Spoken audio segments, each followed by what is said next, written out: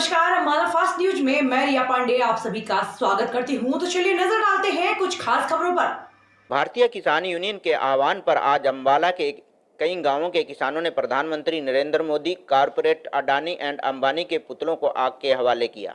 इस मौके पर किसानों ने 3 पुतले बनाकर खुड्डा कला सहित सपेड़ा, गरनाला और पंजोखरा में रखकर उन्हें आग के हवाले किया और सरकार विरोधी नारे भी लगाए। किसानों का कहना है कि केंद्र सरकार ने किसानों के खिलाफ यह जो 3 काले कानून जबरन थोपे हैं, इन्हें सरकार वापस ले और किसानों द्वारा जारी विरोध को तुरंत खत्म करे, अन्यथा किसान इससे भी बड़ा कदम उठाने पर मजबूर होंगे।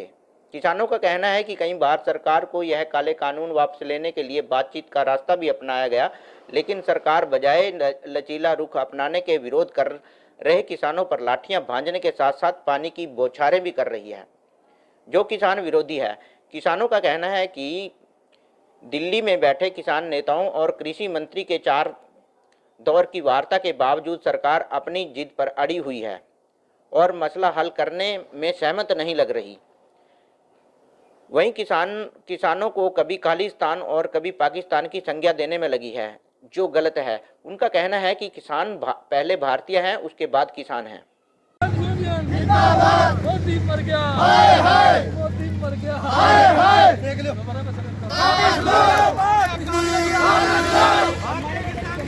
जिंदाबाद किसान एकता, जिंदाबाद जिंदाबाद सरकार मुर्दाबाद, सरकार मुर्दाबाद, मोदी मर गया जी, मोदी मर गया।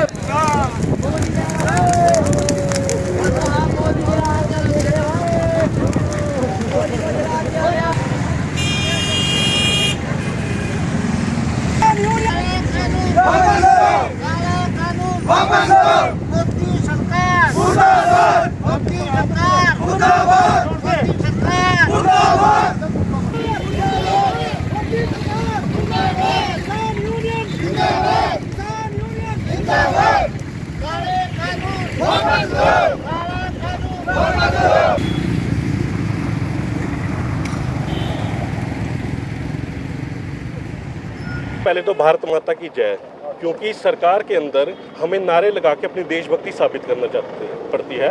और यहाँ जो सारे भाई मौजूद हैं, आप उनकी वीडियो ले सकते हैं। ये सब भारतीय हैं, ये कोई पाकिस्तान परस्त या चीन परस्त लोग नहीं हैं और ना ही ये खालिस्तानी है। दूसरी बात, यह जो आज हमने यह पुतला फूकने का प्रोग्राम करा है यहाँ पर, यह हमने भारतीय किसान यूनियन के आह्वान पे करा है कि हम हर चौक पे, हर जगह इन काले कानून के विरोध में अंबानी और अडानी का जो रखा हुआ पीएम है हमारे देश के अंदर, प्रधानमंत्री मोदी, उसका हम पुतला फूकेंगे, साथ में उसके मालिकों का भी पुतला फूकेंगे। उसके बाद इस काले कानून को लेकर हम विरोध क्यों कर रहे हैं, इसकी सबसे बड़ी वजह यह है कि हमारी मौजूदा सरकार किसानों के अंदर विश्वास पैदा करने में विफल रही है। हम यह पूछना चाहते हैं कि जब इतनी बड़ी कोरोना की त्रासदी देश के अंदर फैल रही थी, तो ऐसी मोदी सरकार के ऊपर क्या जल्दबाजी आ गई थी कि उन्होंने पहले अध्यादेश लाए और फिर बिना किसी चर्चा के पार्लियामेंट के अंदर, लोकसभा के अंदर इन तीनों काले कानूनों को पास किया। उसके बाद राज्यसभा के अंदर भी इन लोगों ने ध्वनि मत से बिना किसी वोटिंग करवाए, जबकि इनका वहां पे ये अल्पमत में है और ये कानून को वहां पास न करवाती, इन्होंने धक्काशाही करा है। उस धक्काशाही के विरोध में देश का कानून, देश का जो किसान है वह मोदी सरकार के बिल्कुल खिलाफ है और अपने हक के लिए सड़कों के ऊपर उतरा हुआ है। और जब वह किसान सड़कों के ऊपर उतरा तो इन्होंने उनसे बातचीत करने की भी जहमत नहीं उठाई। 3 जून को, ये 3 या 5 जून के बीच में अध्यादेश लाए गए थे, तब से लेके पंजाब का किसान लगातार आंदोलनरत है और आज 7 महीने हो गए हैं। 7 महीने के बाद जब किसान ने बॉर्डर पे जाके उसको जाम किया, तो पहले तो उनको रोकने की भरपूर कोशिश की गई, उनके ऊपर वाटर कैनन चलाए गए, लठ तक बरसाए गए। इन्होंने किसानों से बात करने का कोई औचित्य नहीं समझा, लेकिन उसकी जगह उनको खालिस्तानी, पाकिस्तानी, पता नहीं क्या क्या कहा। हम भी परिवार वाले लोग हैं, अगर यदि कोई हमें पाकिस्तानी, खालिस्तानी कहेगा, हमसे यह सहन नहीं होगा और ये आप भी सहन नहीं करेंगे। तीसरी बात, जो मोदी सरकार कह रही है कि भाई कानून बिल्कुल हमारे हक में है, अगर हमारे हक में, आप हमें समझाइए तो सही। आप हमें ये बताइए कि 2006 में आपने मंडियां खत्म कर दी बिहार के अंदर कानून लाके, आज वहां के किसान की दुर्दशा आप जाके देख लीजिए, आप उन्हीं के किसानों से पूछ लीजिए। आज वहां का जो सीमांत और बिल्कुल लघु किसान है, वह हमारे हरियाणा पंजाब में आके दिहाड़ी करने पे मजबूर है और यह बात मैं स्पष्ट कह रहा हूं, आप जाके पता कर लीजिए। दूसरी बात जो कानून, एक और बात मोदी सरकार कह रही है कि जो आप कॉन्ट्रैक्ट फार्मिंग करेंगे, कॉन्ट्रैक्ट फार्मिंग के केस में कि यदि आप जो कोई आपका पैसे लेके भाग जाएगा तो आप एसडीएम कोर्ट में सिर्फ उसके लिए अपील कर सकते हैं, हर डीसी तक जा सकते हैं, आपको कोई कानूनी कार्रवाई नहीं कर सकते। मैं एक बात सरकार से पूछना चाहता हूँ, भाई इस बात से तो किसान और भी डर गया है। भाई यदि मान लो हमारा कोई पैसा लेके, पैन कार्ड के आधार पे फसल खरीद के पैसा लेके चला गया, तो आप हमें ये बताइए हमें पैसा कौन दिलवाएगा?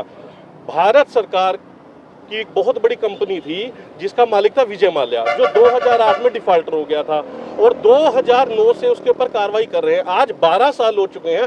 12 साल के अंदर भारत सरकार अपने पैसे उनसे नहीं वसूल पाई है। करोड़ों रुपए वो खर्च चुके हैं और विजय माल्या के पास पैसे की इतनी ताकत है कि वो लंदन बैठा है, सबके सामने बैठा है, उसको लाने में इनके पसीने छूट चुके हैं। अब एक आम किसान, आप बताइए अपने पैसे कैसे वसूल लेंगे इतने बड़े उद्योगपति? और किसी किसान के अंदर इतनी क्या हिम्मत? मांग है? हमारी मांग है, हमारी इन बिलों के ऊपर आपत्तियां, जो भी हमारी आपत्तियां हैं वह लिखित में माननीय हमारे कृषि मंत्री नरेंद्र सिंह तोमर जी को दे दी गई हैं, वह उन आपत्तियों को दूर करें। सबसे पहले तो हमने कभी इन कानूनों की मांग नहीं की थी, हमने स्वामीनाथन आयोग की रिपोर्ट को लागू करने की मांग की थी और वही मोदी सरकार ने वादा किया था अपने मैनिफेस्टो के अंदर, जो उन्होंने पूरा नहीं किया। उसके अलावा ये काले कानून लाके अगर हमारा दम घोटना चाहते हैं तो हम यह होने नहीं देंगे, हम मरते दम तक संघर्ष करेंगे। धन्यवाद। मेरा नाम जैमल सिंह है, गांव खुड्डा कला से बिलोंग करता हूं।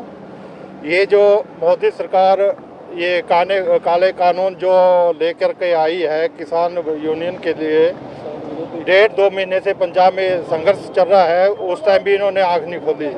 अभी आपको सबको मालूम है, पत्रकारों को सबको मालूम है, पूरे देश को मालूम है कि ये जब से किसान यूनियन वालों ने आंदोलन 25-26 का टाइम दिया था, हरियाणा सरकार ने उनको इतना परेशान किया है, पानी बुछारें की हैं, हर जगह पर बॉर्डर सील कर दिए गए, तब भी किसान यूनियन वाले वहाँ दिल्ली का घेराव किया। आज भी 10 दिन से वहाँ पर बैठे हैं। अभी भी 4 वार्तालाप हो चुकी है, आज 5वीं वार्तालाप चल रही है।